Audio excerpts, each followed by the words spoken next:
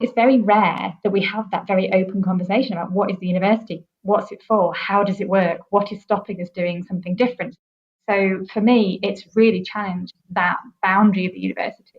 It's really challenged what change means in the university. It's not just a process of refining individual decisions of individual functions. It's rethinking what the institution is for. There are dire warnings that New South Wales will be hit by increasingly extreme weather. 2015 was the hottest year since climate records began. Figures show this July was the single hottest month in recorded history. Australia sweltered through its hottest spring on record. Climate change is now affecting every country on every continent. It's the rate that's of great concern. And what do you put that rate down to? Oh, it's human activity. We have everything we need. Some still doubt that we have the will to act. But I say the will to act is itself a renewable resource.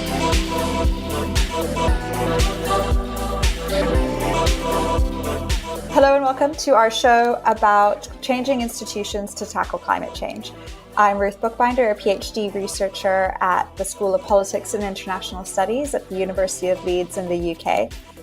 Today I'm with Professor Anna Mdee and Dr. Katy Roelich, who are leading research into establishing a feasible theory of change proposal to implement the University of Leeds' 7 principles on the climate crisis. So as part of this project, we've conducted interviews with a range of participants from across the university and hope to publish our findings in the coming months. These discussions have looked at some of the barriers to institutional change as the university moves to reduce its carbon emissions to net zero by 2030. And we hope that by sharing these findings, we can be transparent and open about our process, but also help other institutions that are trying to do the same thing. This discussion also complements our colleague Simon Moore's earlier episode on net zero research being conducted at the University of Leeds to consider the challenges in actually implementing institutional change. So to get us started, Professor Anna Mdee is the Professor of Politics of Global Development, as well as Associate Director of Water at Leeds and Co-Director of the Centre for Global Development. Anna, would you like to tell us a bit about the project and your involvement with it? So, I guess where this came from was quite an organic process. Sometime last year, the university authored a set of principles that it aims to take it towards net zero by 2030. And so there were several working groups were set up to examine what that would mean for the institution in terms of how to change teaching, in terms of how to change research activities, and actually how to use the research that the university was doing to be able to explore ways to get towards net zero.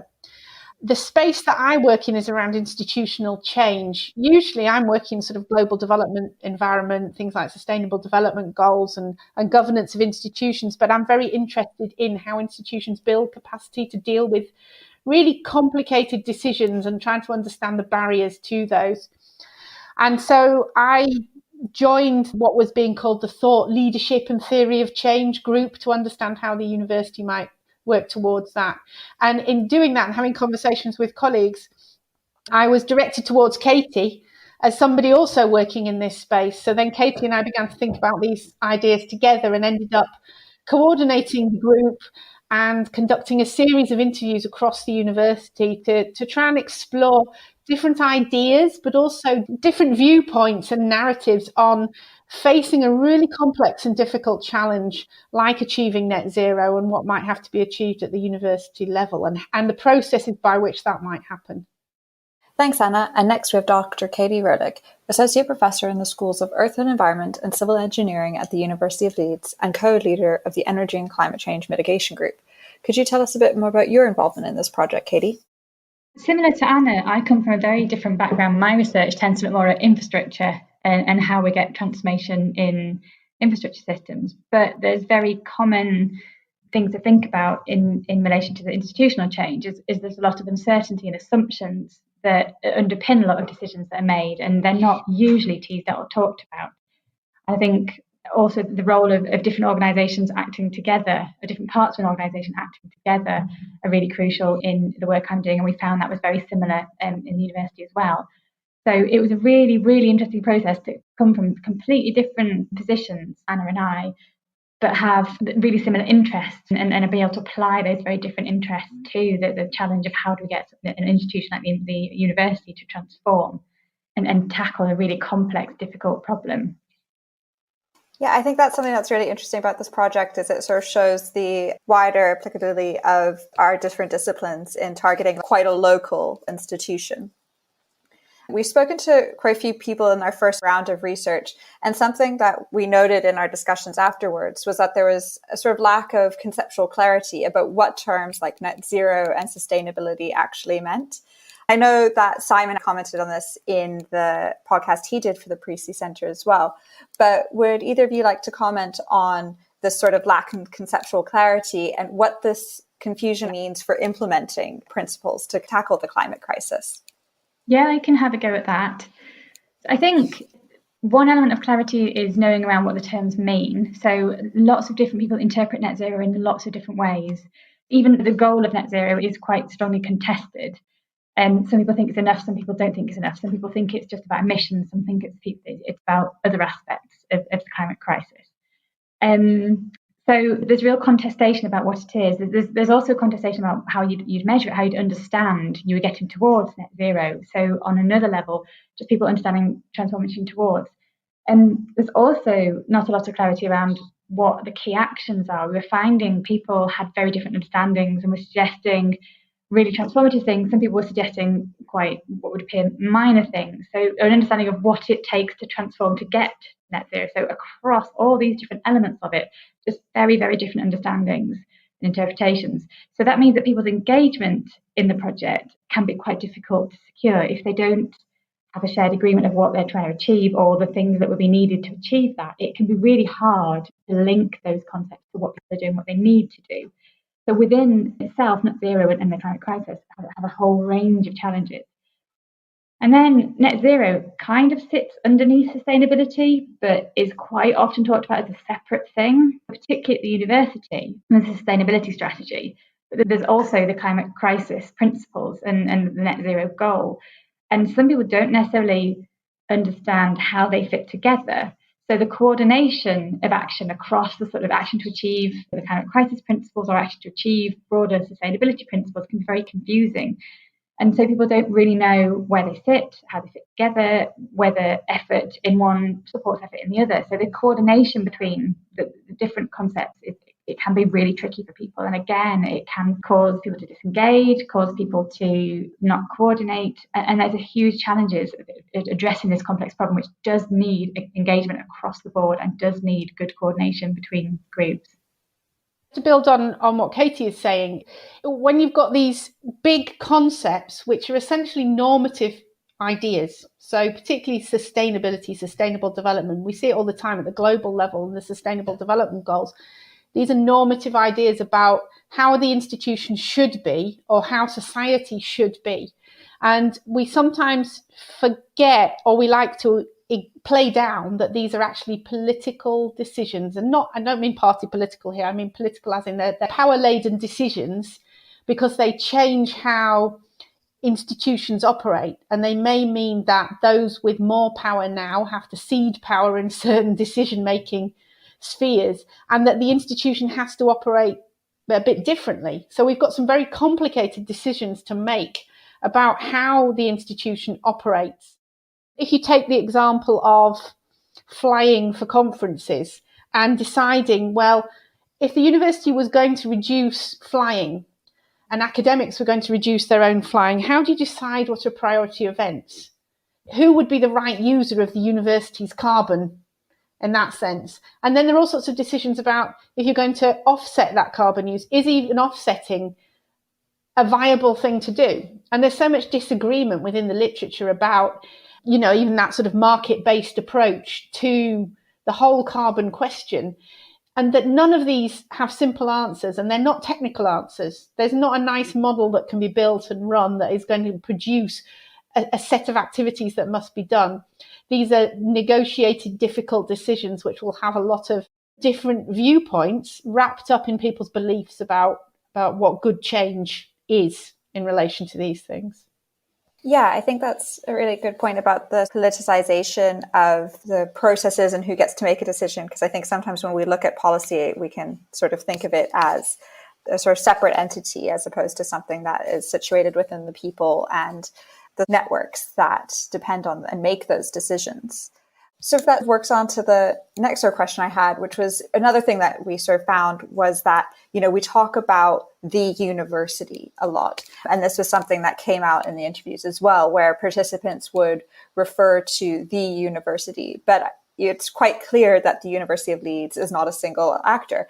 And nor did there seem to be a sort of clear vision of what constituted the university or its responsibilities. What do you think are the consequences of this sort of lack of, I don't want to say vision again, but lack of understanding of the role of the university, and how could we start to address those questions? So the university as an idea, the university as a functioning institution, that we've got to think about what those things mean. And I don't just mean in a sort of narrow theoretical way, but as a very large institution, how do we actually operate? So if we're saying, what is the university? Who does the university represent? What is the nature of our collective action together? And what we find when you've got a very large institution like Leeds is actually having a shared idea of what the university is very difficult, because we know that there's huge variation in how the university operates, actually between faculties, schools, different services. They have different visions, different modes of working.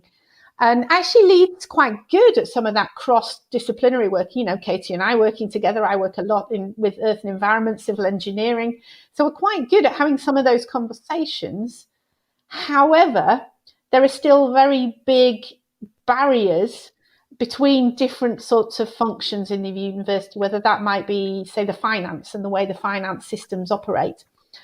And sometimes those different parts of the system act to prevent change in other parts. So you can be quite visionary in thinking about your teaching or working across academic silos, but actually the bureaucracy, the finance structures become barriers to actually being able to take action.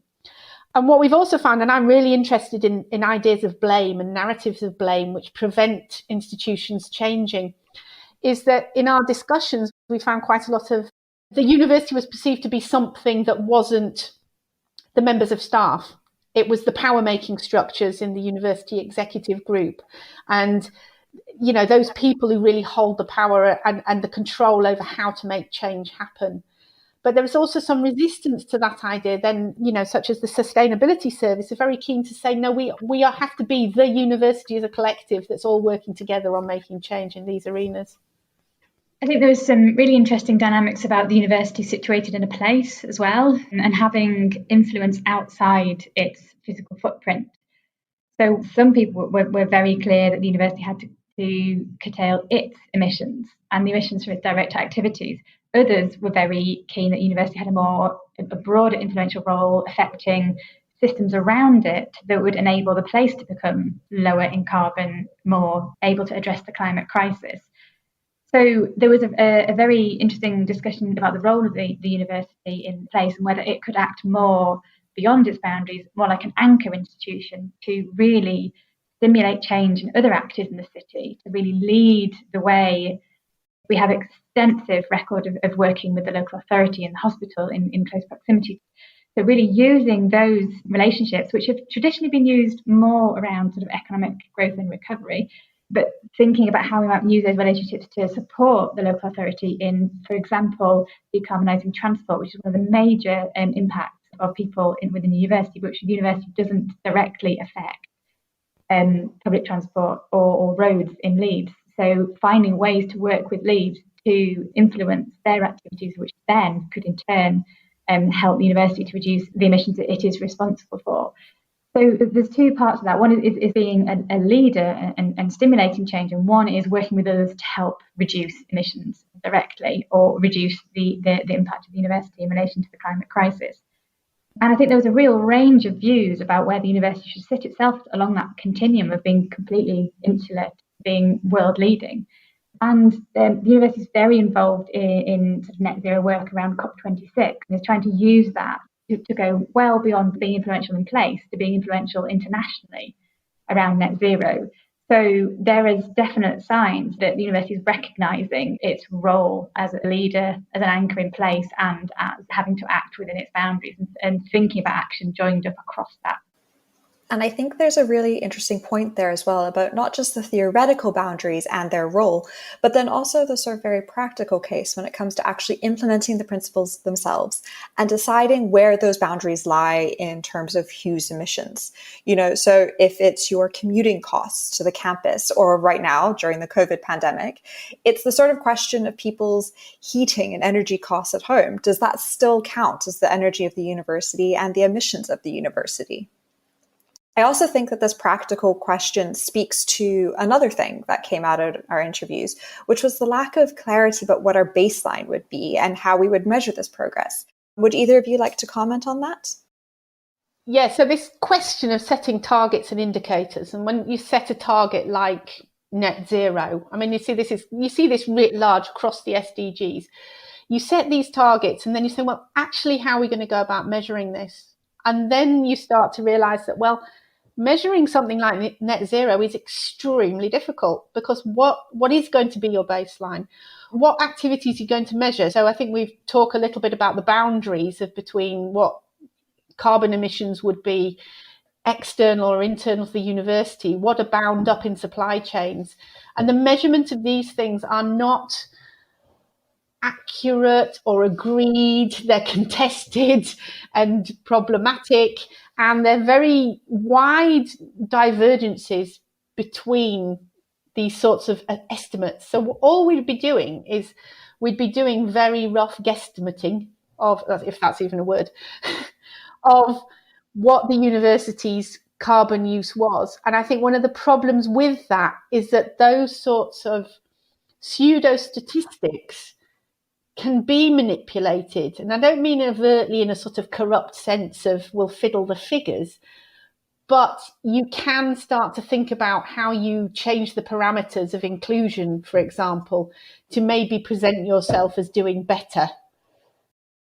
And I think sometimes measurement can give an impression of being scientifically neutral and not contestable, but we do find that a lot of things that are measured are things that people perceive are within their influence. So there's assumptions there already underpinning. We will measure the things we think we have control over. So those assumptions dictate to some extent, what is measured, and that dictate then the things that are put in place to change those things.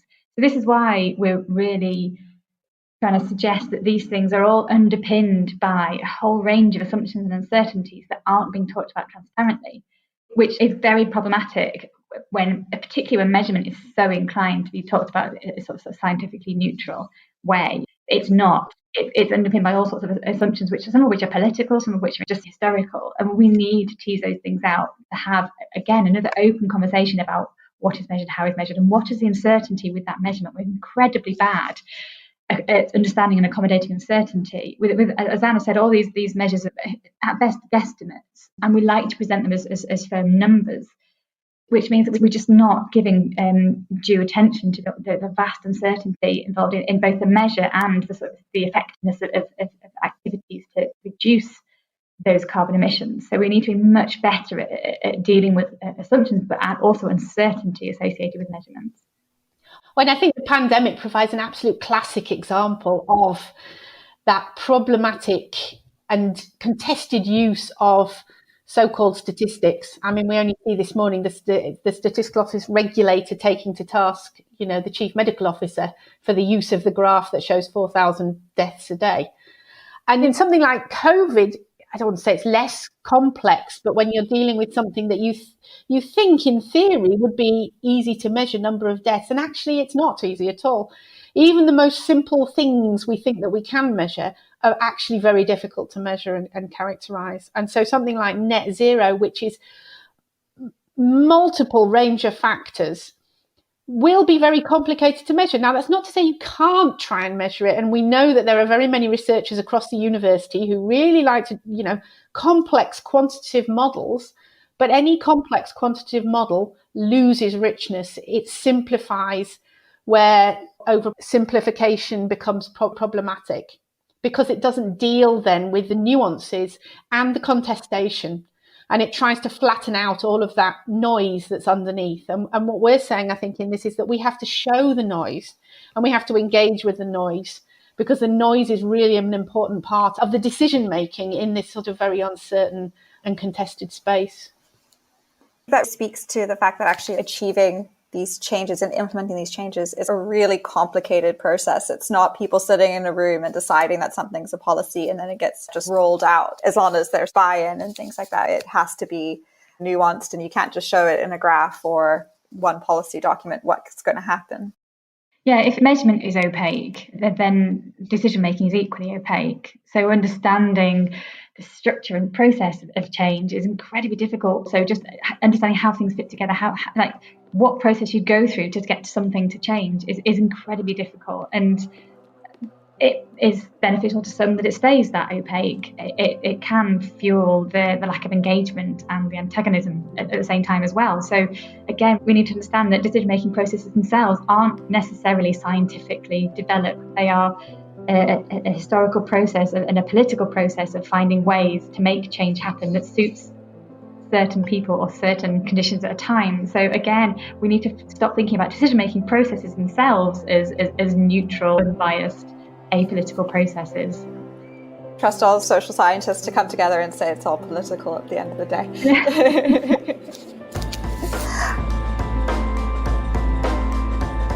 For the sort of contested space, I think to help put this in context a bit for sort of international listeners, I think it's quite important that this debate is happening at a time when students seem to be facing extremely high fees in the UK higher education system and are unsure about what they're getting or what they want for those fees that they're paying. But then also after, I think, some of the biggest strikes in the sector last year, where there does seem to be a sort of divide between the staff and the management and who is really in control of what our sort of policies are. To go to that sort of divide between the staff and the student, one of the things that sort of come up since the principles were announced was a creation of a staff-student climate coalition, which has raised a lot of points that we raised ourselves, but in a different medium. And I was sort of wondering, what role do you think that activism on campus plays in institutional change, and where, this is obviously a very broad question, but where the theory of change process needs to go from here to take activism along with us, I suppose? I think the experience of the creation of the Climate Coalition and also some of their requests and the way they've gone about it has told us an awful lot about the theory of change. It's told us a lot about being very clear about the understanding what the principles are and what they mean and how they've come about, because it tells a lot about being very transparent about how change is happening.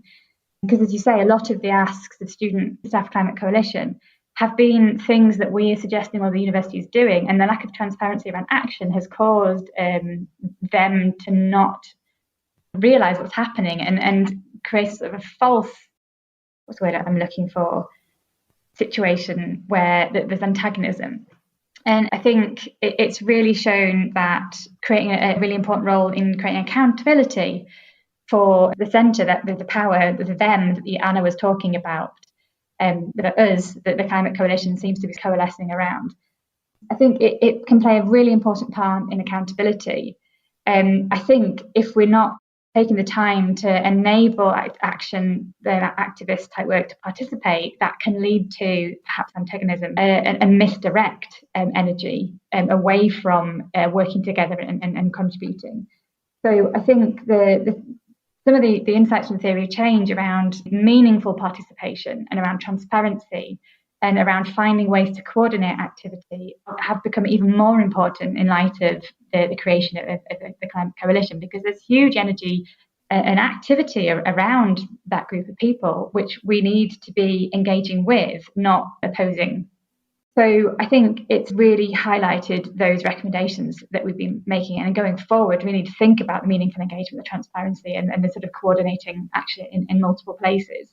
And really breaking down that dichotomy that Anna was talking about before, about sort of the them of the sort of central power of the university and the us of the staff that actually are the university. So finding meaningful ways to do that is going to be crucial going forward. Yeah, so just to build on what Katy's saying, I'll go slightly the different direction with the leadership. I mean, when we wrote our recommendations around theory of change, which was based on this whole series of interviews that we've done across the university with people at different levels in different services, there are lots of calls for more participation and transparency and having dialogues about these difficult decision-making processes. But at the same time, big institutions have powerful leaderships, and leaders have to lead some of these processes. I mean, in some of the literature that I work on at the international sphere, we talk about having an enabling or authorizing environment where the leadership allows some of that change to start to happen, but to face some of these really difficult decisions that may be obstructed by bureaucratic processes and bureaucratic power. And I do think we have to recognise at the moment that we are a bit stalled. And there's lots of things that happened since we did this in February. Obviously, the COVID-19 pandemic created a huge challenge for the university, we know, operationally. And we had a change in senior leadership as well. But we don't currently have sufficient senior level commitment to drive some of this process through. And it does feel as though it's stalled a bit at the moment. We don't know what's happening with the principals. There isn't progress at the institutional level, it doesn't feel like, towards some of the things that we were talking about very actively in February. And I think it's going to be a missed opportunity if we don't address this soon. We had some interesting discussions around doing this in terms of a sort of COVID Build Back Better idea. And indeed, we have changed radically the ways that we're working. So when we were talking about academics are going to have to face reducing their travelling, for example, and their carbon emissions of travel, we've done that overnight. You know, normally I should be in Colombia right now for a major water meeting, but we're managing to have that assembly online and it's working quite well. So in fact, COVID has created some new opportunities for rethinking entirely the way that we were working in the first place. But I think it's starting to be time to bring all of that together in a much more focused way. Yes, I agree. And I think that point about the overnight change is so interesting because, you know, the institutions I've researched have been making the same policy recommendations for the last 20 years. And you sort of think that change has to be incremental and it has to be a slow process. But the COVID-19 pandemic has shown us how quickly institutions can change overnight if they have the incentive to do so and they need to do it. So I think that there is this opportunity here to actually jump on this state of flux and disruption and actually implement some quite radical changes before we return back to campus in some form of way. I realized that we actually haven't spoken about this earlier, so maybe we should give a bit of an explanation of what is a theory of change project, how and why is it useful to consider for changing institutions? The point that you've just made is that change happens in ways we don't anticipate. Before the COVID situation, we had very rigid assumptions that were underpinning decisions about not being able to, academics not being able to do their work if they couldn't travel, about students not being able to work remotely. And no one was challenging them, and no one was actually even talking about them. So we had these hidden assumptions that were underpinning decisions, which meant that people weren't able to contest things. And I think what the theory of change work has really given us is that an understanding of what those assumptions are, and what the structures and process barriers are, and what people's aspirations and hopes are.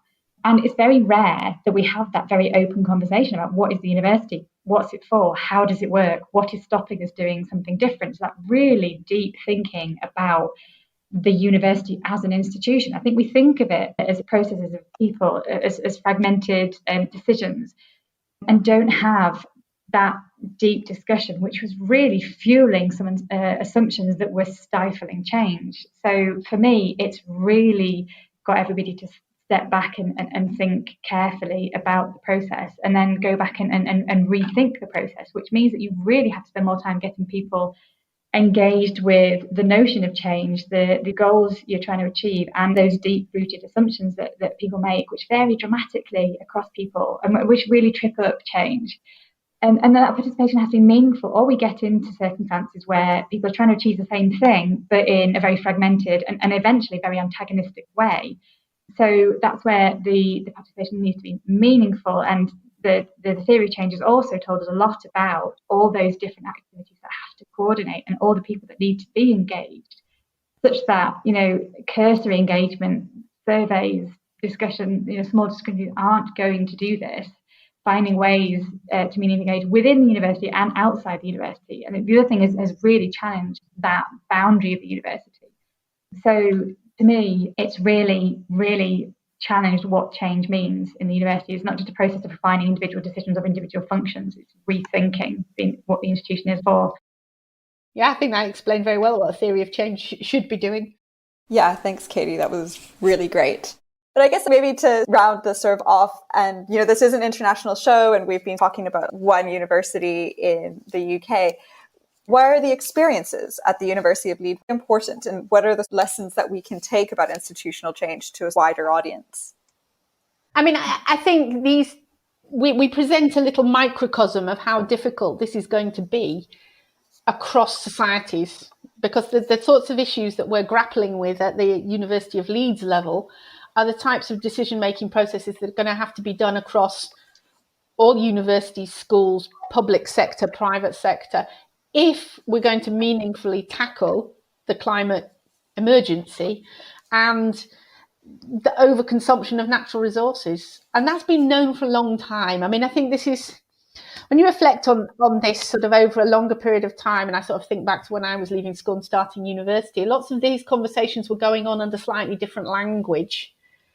And we've now started to get to a point where they are becoming more politically mainstreamed, and yet the decisions haven't really moved on any further, because we're asking the questions now in our institutions, but we haven't come up with answers about how to tackle them. And that's why, as academic researchers, you hope that the things you're going to think about and do are not just the ivory tower and dislocated.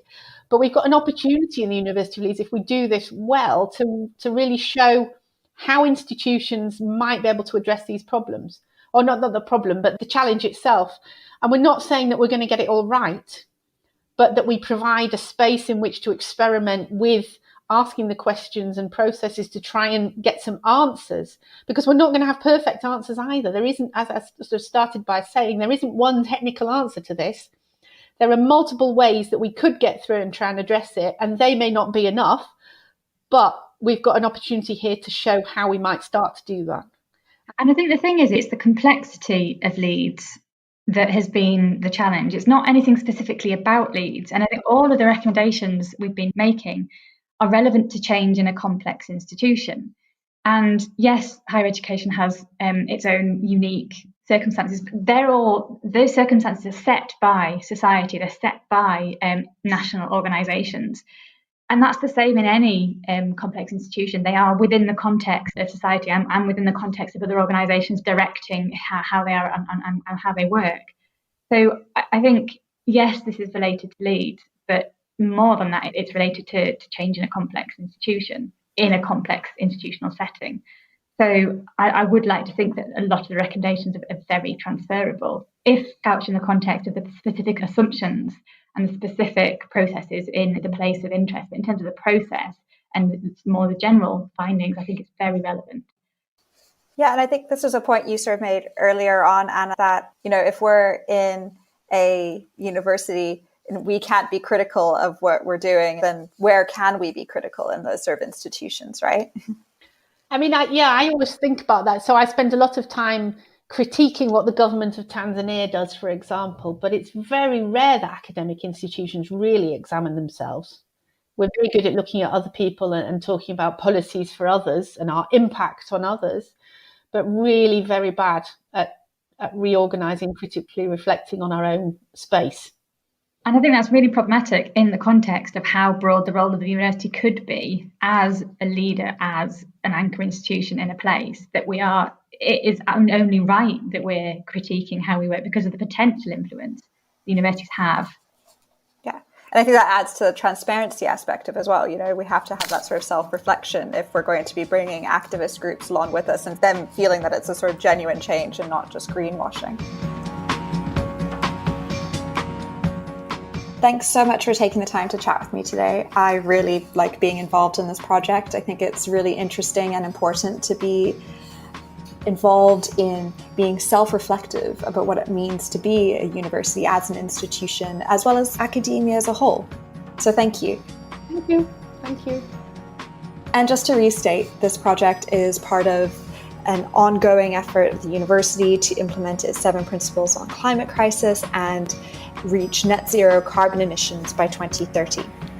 We will be presenting a paper into our findings in the coming months. So thanks once again to Anna and Katy for joining me. Thanks to Climatic for hosting us. And thank you for taking the time to listen to us today.